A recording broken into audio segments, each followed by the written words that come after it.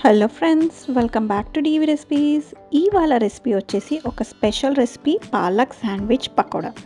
Evening స్నాక్లోకి ఎప్పుడు మనం తినే పకోడీస్ కాకుండా ఇలా ఒకసారి డిఫరెంట్గా ట్రై చేయండి. చాలా చాలా టేస్టీగా ఉంటాయి.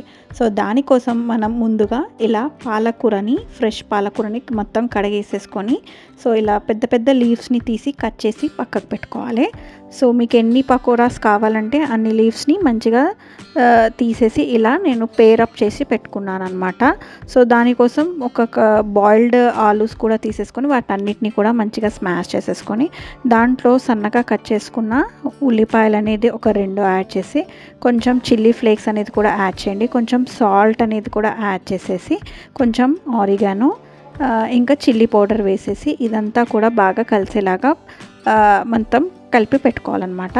సో ఇప్పుడు మనం కట్ చేసుకున్న ఇలా పాలక్స్ ఉన్నాయి కదా, వాటిలో పై లేయర్ అనేది తీసేసి అంటే 2 పేరప్ చేసి పెట్టాం కదా, ఒక దాని మీద ఇలా ఆలూ స్టఫింగ్ ప్లేస్ చేసేసుకొని ఇదంతా ఇలా స్టఫ్ చేసేసుకొని ఇంకొక పాలక్ లీఫ్ ఉంటుంది కదా, సో దాంతో ఇలా క్లోజ్ చేసుకోవాలన్నమాట. అన్నీ కూడా కొంచెం ప్రెస్ చేయండి. ప్రెస్ చేయడం వల్ల రెండు కూడా అటాచ్ అయ్యి స్టఫింగ్ అనేది మనం డిప్ చేస్తున్నప్పుడు రాదు. సో ఇప్పుడు డిప్ కోసము బేసన్ ఫ్లోర్ని యాడ్ చేస్తున్నాను. ఇక్కడ ఇంకొక గిన్నెలో బేసన్ ఫ్లోర్ కొంచెం తీసుకున్నాను. ఇంకా దాంట్లో క్రిస్పీగా రావడం కోసం కొంచెం రైస్ ఫ్లోర్ వేసి సాల్ట్, కొంచెం జీలకర్ర, ఇంకా వామా వేసేసి దీంట్లో కొంచెం వాటర్ యాడ్ చేసి మనం బజ్జీల పిండిగా కలుపుకుంటాం కదా, కొంచెం థిక్ కన్సిస్టెన్సీనే ఉండాలి.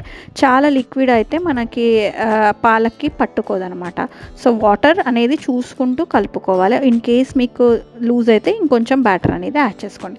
సో ఇప్పుడు ఇలా రెడీ చేసుకున్న దాన్ని మంచిగా బేసన్లో మొత్తం 2 సైడ్స్ డిప్ చేసుకోవాలి. సైడ్స్ కూడా అన్నీ క్లోజ్ చేసేసుకొని ఇలా ఆయిల్లో డ్రాప్ చేసేసుకోవడమే.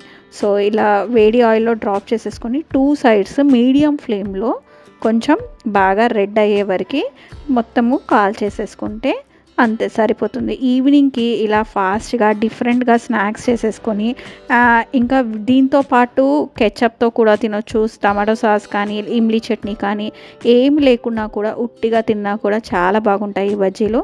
ఒక్కసారి ట్రై చేయండి. ట్రై చేసి నచ్చితే లైక్ చేయండి, షేర్ చేయండి, సబ్స్క్రైబ్ టు డీవీ రెసిపీస్.